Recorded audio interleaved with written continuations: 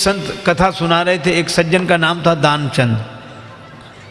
गंगा जी से 12 किलोमीटर दूर उनका गांव था। दानचंद को भगवान ने संपन्नता तो दी थी, धन तो दिया था, लेकिन लोभ ही इतने थे कि लोगों ने व्यंग में ही उनका नाम दानचंद रख दिया था। कभी कोई पुण्य कार्य नहीं किया, कहते खर्च होगा। तो पत्नी ने कहा कि गंगा जी नहाया 12 किलोमीटर दूर हैं, इसमें क्या खर्च हो रहा है, चले जाओ। सवारी की भी जरूरत नहीं, पैदल पैदल चले जाओ, और गंगा जी तो नहा लो। ठीक है, बहुत कहा तो सोचा जीवन में एक बार गंगा जी नहा लें, क्या हर्ज है, 12 किलोमीटर दूर है गंगा जी, जा पैदल पैदल गया, खर्चा कौन करे सवारी। अब गंगा जी किनारे पहुंचकर सोचा घाट पर नहीं जाएंगे, वहां पंडा लोग रहते हैं, पंडा कहेंगे कि दान दो। तो मुर्दा घाट पर गए।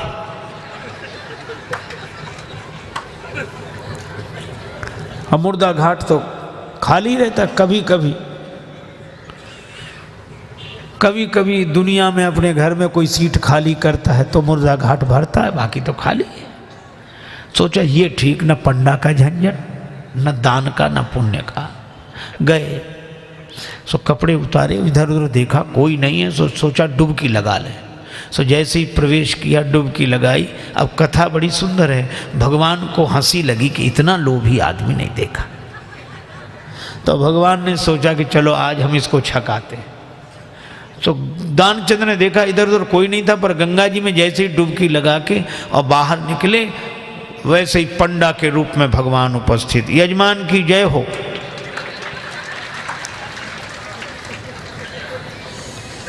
दानचंद बोले तुम कौन हो? भगवान ने कहा कि हम पंडा हैं, संतोषी ब्राह्मण हैं, इसी घाट पे पड़े रहते हैं। दानचंद बोले मुर्दा घाट भी नहीं छोड़ा। पंडा जी बोले हम संतोषी ब्राह्मण हैं और घाट पर तो और पंडा लोग रहते हैं, हम तो यहीं पड़े रहते हैं, और हमारे लिए कोई ना कोई आप जैसा यजमान आ जाता है, 1-1 वर्ष तक का खाने पीने का इंतजाम कर देता है।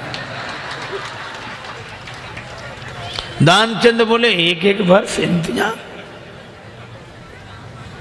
हम एक दिन का भी नहीं कर सकते, एक समय का भी नहीं। पंडा जी बोले कोई जबरदस्ती थोड़ा ही है, आपकी जैसी श्रद्धा हो, कुछ ना कुछ तो देना पड़ेगा। दानचंद बोले हमने आज तक नहीं दिया। पंडा जी बोले आज तो देना पड़ेगा। तो अब सोचा क्या करना, बोले उधार देना है। उधार? हाँ। कितना? बस वो 1 धेला, उन दिनों चलता था, 1 धेला, बस 1 पैसा। भगवान ने कहा चल दिया, तो संकल्प करा लिया, 1 धेला उधार देकर 12 किलोमीटर गया, नहाया, फिर 12 किलोमीटर पैदल चलकर आया।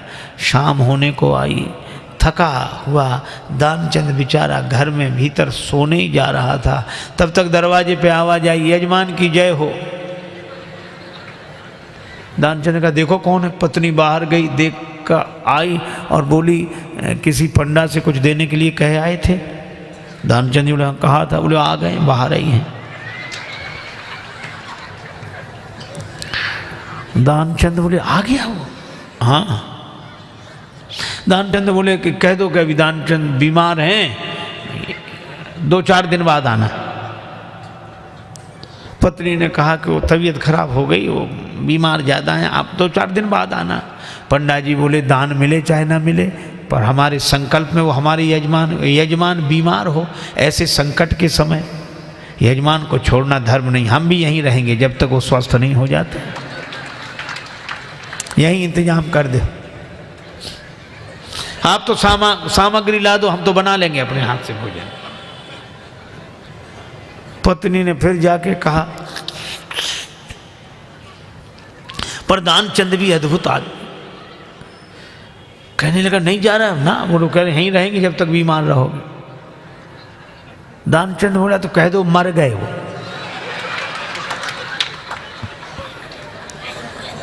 तो ये ऐसे कैसे कह दें? दानचंद बोले तुम कह दो हम श्वास रो के पड़े रहेंगे। पत्नी ने झूठे जाकर रोते हुए अभी चले गए, वो समाप्त। पंडा जी बोले चले गए, मर गए। अरे राम राम, लेकिन यजमान का जब तक अंतिम संस्कार ना हो जाए हम कैसे जा सकते? और तुम कहाँ बुलाती फिरोगी लोगों को, गांव इतना बड़ा, हम ही सबको खबर किए देते हैं। अब पत्नी बहुत कुछ, सुनो सुनो पंडा जी, तब तो अमित रूप प्रगटेते ही काला, पूरे गांव में कह दिया कि दानचंद चले गए चले गए। अच्छा, लोग सचमुच इकट्ठे हो गए और भगवान को भी मन में हंसी लगे, ऐसा जिद्दी आदमी श्वास रोके पड़ा। लोगों ने उसे मुर्दा समझकर उठाया। अब उसकी पत्नी रोवे, और वो सही में रोवे, वो कहे ये मरे नहीं हैं। और गांव वाले कहते जाने वाला तो गया, ये तो तुम्हारा मोह है। वो कहे कि नहीं मरे, गए वो तो। वो बेचारी रोती रही, कौन सुने। दानचंद को उठा लिया, बांध लिया, और वो भी बंध गया। भगवान ने कहा कि हद हो गई, ऐसा आदमी हमने नहीं देखा। भगवान को लगा कि सब हमसे हार जाते हैं, आज हम हार गए इससे। ले गए, चिता पर रख दिया, अग्नि लगने वाली थी। भगवान ने कहा ये मर जाएगा लेकिन देगा नहीं कुछ। तो भगवान ने कहा कि यजमान के कान में हम कुछ मंत्र बोलेंगे। हाँ ठीक है। सो भगवान ने कान में कहा, आया हूं बैकुंठ से तुम हित नाता जोड़। भगवान ने कहा कि हम हार गए, हम भगवान हैं, बैकुंठ से आए, तुमसे नाता हमने जोड़ा। सो पंडा ने जो कहा कि आया हूं बैकुंठ से तुम हित नाता जोड़, तो दानचंद ने सोचा ये तो भगवान है। सो आंख खोली, और जो आंख खोली तो वही पंडा, और जो पंडा को देखा तो फिर आंख बंद कर ली। भगवान ने कहा कि हम तुमसे कुछ नहीं लेंगे, मांग ले हो वरदान कछु, तुम ही हमसे कुछ मांग लो। तो दानचंद क्या बोला, बोले धेला दीजिए छोड़, बस वही छोड़ दो और कुछ नहीं चाहिए। अब बोलो,